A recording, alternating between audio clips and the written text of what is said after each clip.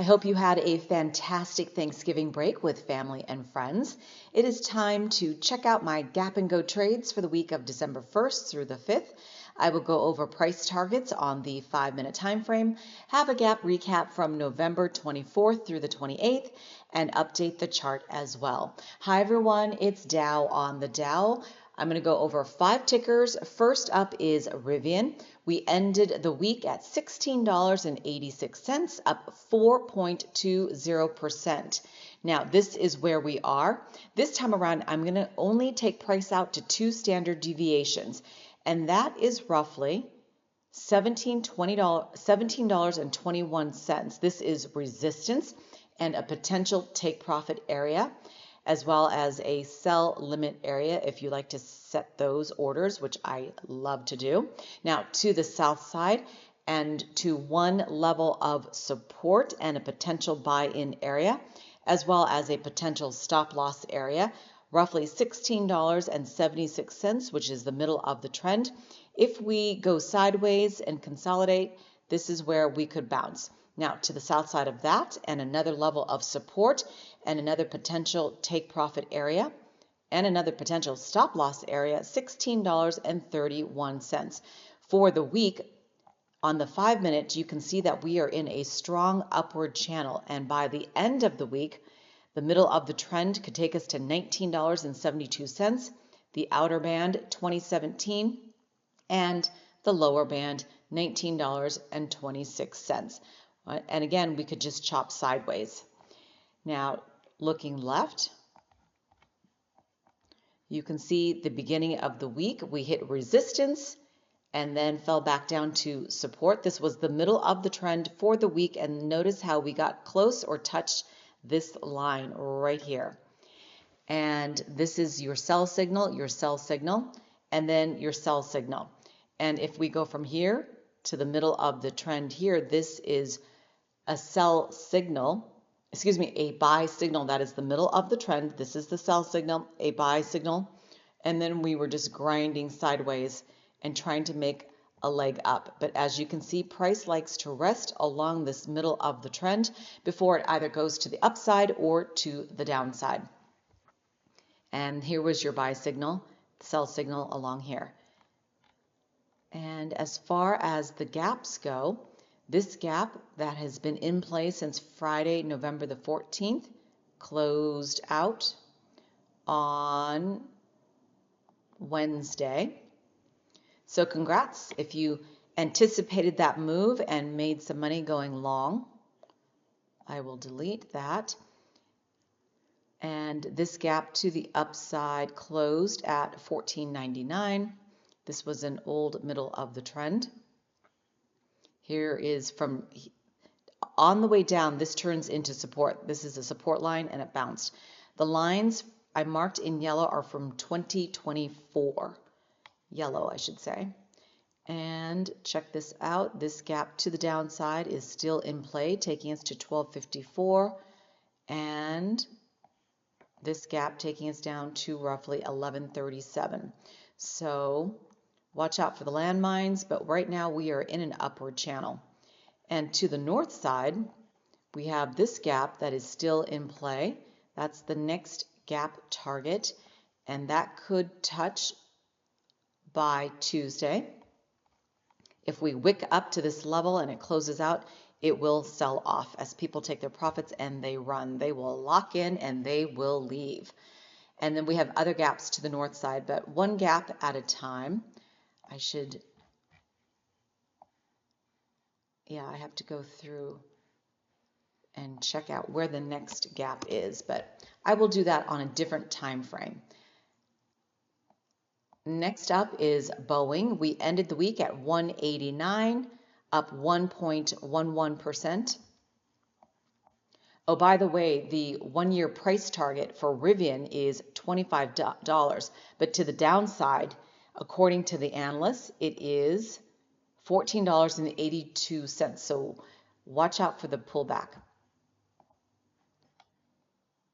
Now to Boeing. We are at 189. The middle of the trend is now,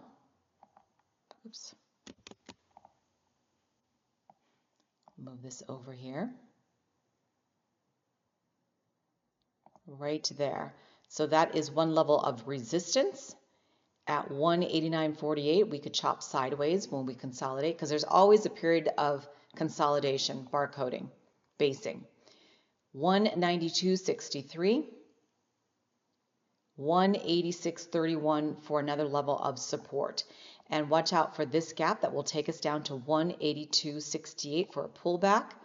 Looking left, here was the middle of the trend, and notice how we touched multiple times. That is from up here to down here. That is a support line and a potential buy-in area.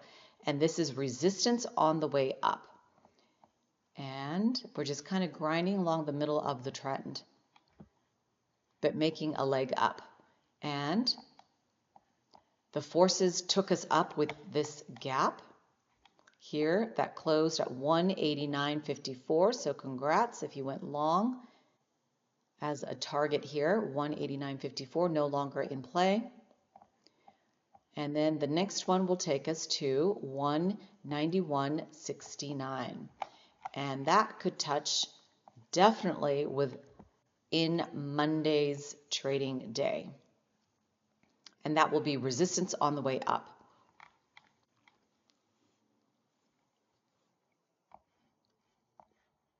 And after that, do I have it marked out? Yeah, we've got, oh, that's closed, but this one is still in play.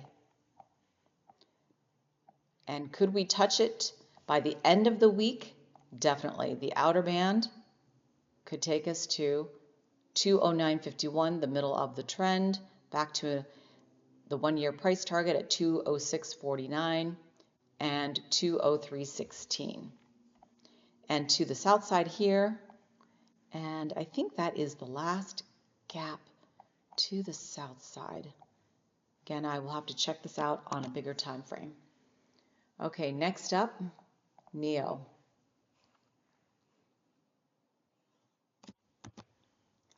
Option R to reset. Okay, we ended the week at 550. Note the downward channel. The other two we were going up. So definitely more bleeding out to go through. This is now the middle of the trend. But from here to here, resistance is 560. And then we've got some gaps up here at resistance as well. And that will close out at 575. And we tickled it, but we didn't touch all the way to the outer band. The lower band takes us to 570.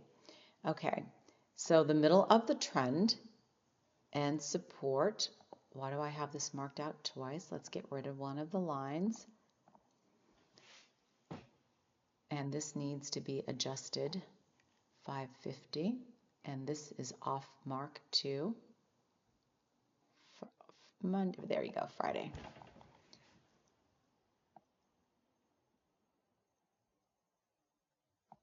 All right. So support, potential buy-in, 539. And another potential buy-in area, stop loss area, 518. But we also have this gap to the south side that is still in play. And when this looks weird, that is, oh, I guess that's correct. Thursday, August 21st, this gap has been in play. So we could touch it on Monday. Will we close it out for sure? No. By Tuesday, possibly.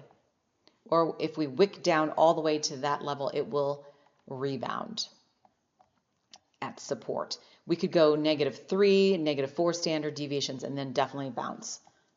But today I'm only going to give it prices out to 2 standard deviations, just to make it simple, clean. You don't need to buy TradingView, although they are doing their yearly sale right now. I have a code for it if you want it, but not necessary. If you're just starting out, do not buy it. Trade it for free for 6 months and test it. Then potentially buy it, but it will not be worth it if you do not know what you're doing and you're just learning, because you want to get an idea. That gap takes us down to 489. after that. Yeah, so save your money. This gap closed to the downside at 455-ish, 56. Okay, looking at last week, here we are. The middle of the trend was here, and we went up and then bounced. That line acted as support as well as that line, and then bounced to resistance. Middle of the trend grinding, and then this is resistance, sell-off. We don't always touch these lines, but we get close enough. Just keep that in mind. And by the end of the week, the outer band could take us to 495. The middle of the trend, 515. All right, and then this band here at 536. I'm just looking at this 1 week at a time. Swing trade here. Okay, that we are moving farther away from that. The 1-year price target for NIO is $7.15, which represents a 29.97% return from where we are, if you can stomach the ups and downs and weathering the car industry. All right, this is Nike. We ended the week at 64.63. Let me move that. Boy, I'm off this week by a couple of pennies. All right, delete. All right, resistance. Turn on my magnet. Middle of the trend. Resistance, 64.97, potential take profit area. And then back up here, 66.77. The bottom range, 64.17. And then obviously -3, -4. But again, I'm just going down to -2. You can use these as also support and resistance. So now let's clean up the chart. We were here. We fell down. This acted as support off of this gap that I have been talking about. That takes us to 62.15. Okay, the middle of the trend is here.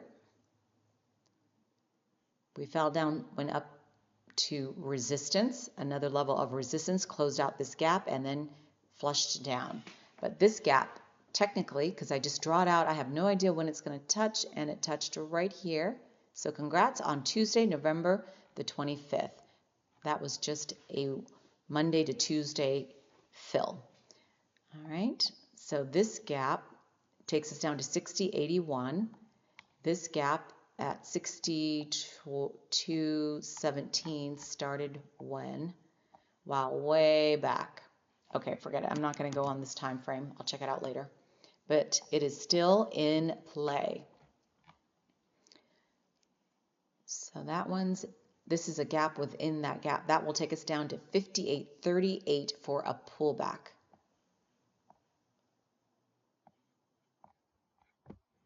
We are in an upward channel. Fortunately, the next target to the upside is 65.91. That's resistance, and then there will be a sell-off if we make it there for a potential buy-in also later. Just because we hit resistance doesn't mean it won't fall down to make another leg up again. Okay, what is this gap? Oh, that's that bigger one. Okay. And then we have other gaps to the north side, many gaps. All right, the next one I'm going to go over, and the last one is TSLY. Let me hit, oops, stay on page, Option R, reset. Okay, now we're, actually before I go to TSLY, the 1-year price target is 83.34, which represents a 28% return. All right. 771. Ignore all the horizontal lines. Those are my buy-in orders, and the green lines are my previous sell orders.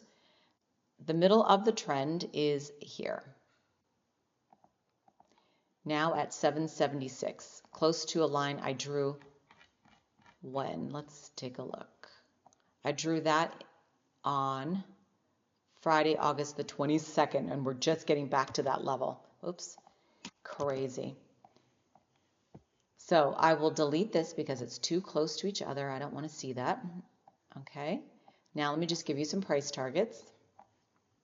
Back up to resistance to an area we've been 791, middle of the trend.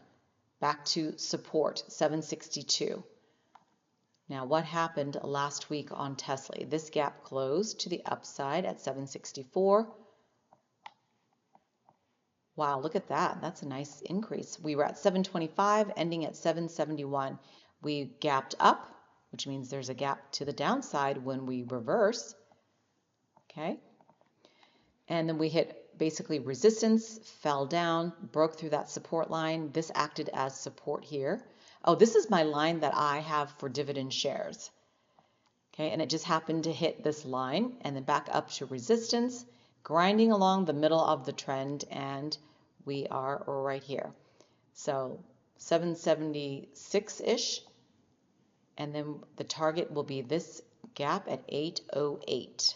And that definitely could touch it on Monday and then close it by the end of the week, the middle of the week. All right, and what else? So we have this gap to the downside and this gap to the downside as well to watch out for, some landmines. And that might be the last landmine. Yeah, this thing is all over the place. But I love trading this. I've sold dividend shares here and a couple other areas, and I've sold this many times here. Okay, that is a look at your gap and go trades for RIVN, Boeing, NIO, Nike, and TSLY. If there is a ticker you want me to go over, please let me know, and have a fantastic trading week.